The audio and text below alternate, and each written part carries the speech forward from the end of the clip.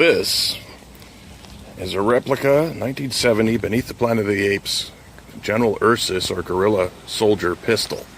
This one has a double action mechanism in it. It can't fire anything. It isn't made to fire anything, but it does have a double action mechanism.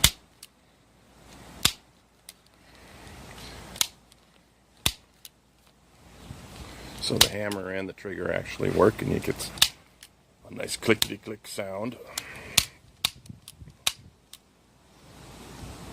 But again, it's not an airsoft, and it's not a blank gun or a cap gun, it's just a mechanism.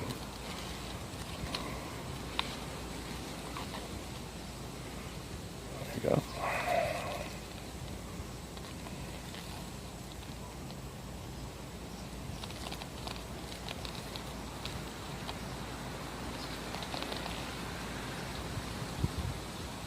And there you have it.